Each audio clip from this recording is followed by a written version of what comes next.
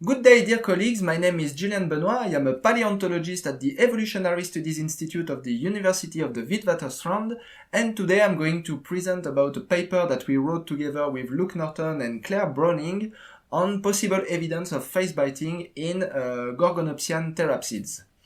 So, first, the fossil record of bite marks is very important because bite marks are indicators of biting force first, and when a tooth is embedded, they can also indicate who was the bite maker, which is important to reconstruct, for example, diet and dietary chains, or also to reconstruct possible face biting behavior and so extinct social behavior. So bite marks are the gateway to many paleobiological traits and behaviors.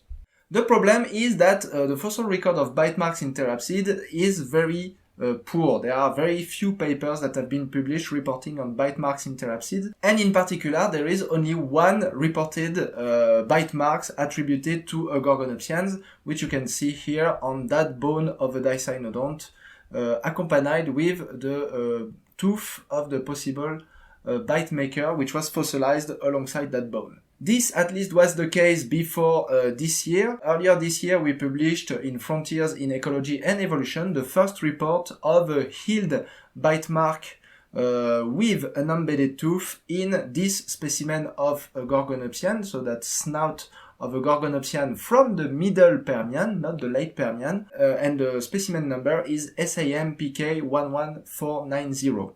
So this specimen, this snout, bears a bite mark with an embedded tooth inside, which is located on the left side of the snout, on the top left corner of the snout above the canine. Here is a close-up view of the bite mark, and you can see on that close-up view clearly you can see the tooth embedded here inside the snout.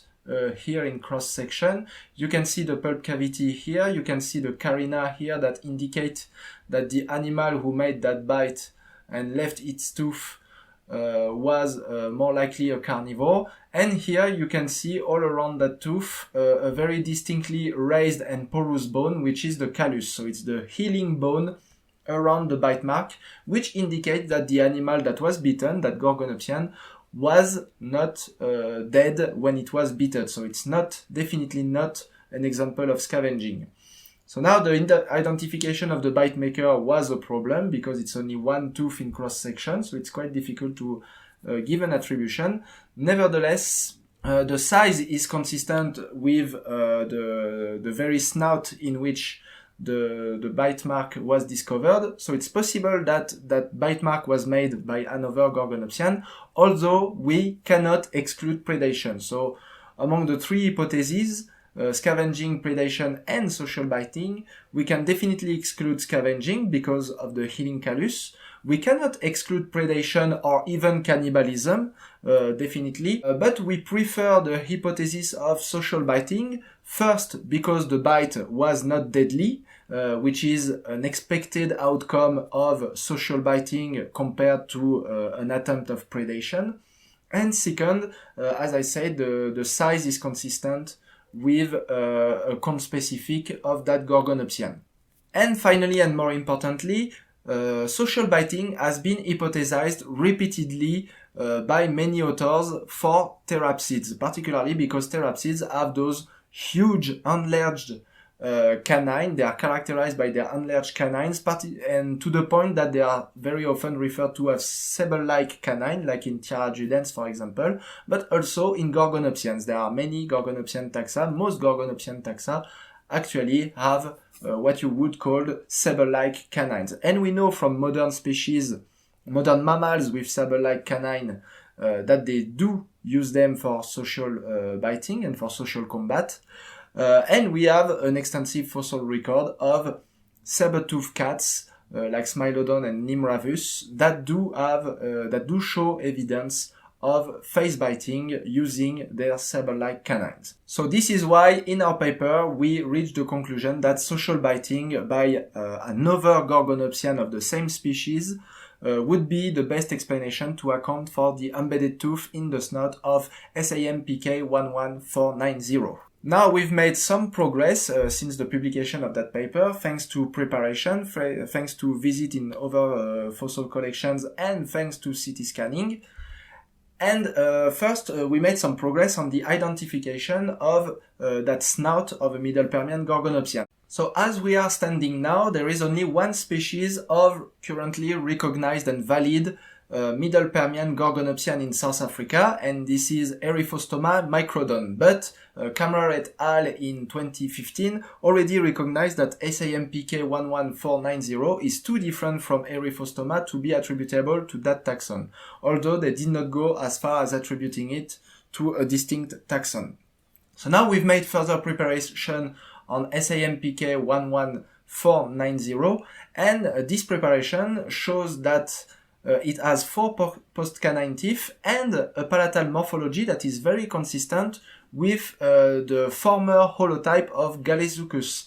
I say former because Galesuchus is a Middle Permian Gorgonopsian that has been lumped into Eryphostoma microdon. And just like SAMPK 11490, Galesuchus has 4 post-canine teeth, quite widely spaced, as opposed to the 3 tightly packed post-canine teeth that you find in Eryphostoma microdon. So Galesuchus and SAMPK 11490 are relatively similar in that respect, and their palatal morphology is also very similar. So it is possible that Galesuchus is actually a valid genus of Middle Permian Gorgonopsian, and that SAMPK 11490 can be attributed to Galesuchus. And this would have the consequence of increasing the taxonomic diversity of Middle Permian Gorgonopsian. I also tried to visit as many collections as possible in order to look for more bite marks, but in COVID times, as you know, it's not particularly easy, but I managed to find further evidence of face biting in therapsids, but not in Gorgonopsian. These evidence for face biting are concentrated in one genus, the Therocephalian Moscorhinus, which is otherwise famous for crossing the Permian-Triassic boundary. So here you can see a hole in the snout of a Moscorhinus, RC32, Rubich collection 32, and this hole is bordered by a conchoidal fracture, which is a type of fracture that you only find that are made on the bone when it's fresh. And this conchoidal fracture is accompanied, you can see here, by patches of raised and porous bone, so possibly healing bone. So that could be a bite mark that was made when the animal was alive, and so is a good candidate for social biting. And I found many of those type of evidence in other specimens, and interestingly, sometimes healed bone on the snout of that specimen or on the orbital rim of that specimen, and sometimes evidence of bites, like here, and that's on the vomer of that specimen here. That semicircular hole definitely matches the size of the canine of another Moscorhinus. So all in all, now we have a good case that social face biting was a thing, or could have been a thing, among therapsids, but of course it will need a more systematic approach to make sure that these are indeed evidence of social face biting. And an interesting pattern is that it seems to be, the bite mark seems to be concentrated in the genus Moscorhinus. So I don't know what to do with this data so far, but besides paleobiological interpretation, it's interesting to note that bite marks might have been overlooked in therapsids. That specimen that I presented today, the Gorgonopsian specimen, has been in collections since the 1940s and have been published, or at least mentioned in publications, at least 4 times since its discovery. And the bite mark was only noticed, or published at least, now in 2021. It's possible so that they have been overlooked, because when you don't look for bite marks, you may miss them. But it's also possible that they have been misinterpreted. And here I'm showing 2 pictures of the snout of 2 Biarmosuchians, so an order of therapsid called the Biarmosuchians. And these Biarmosuchians very often have holes on the side of their faces that have been interpreted as foramina, and it is not completely impossible that these foramina may be bite marks. But of course, more studies will be necessary to ascertain that.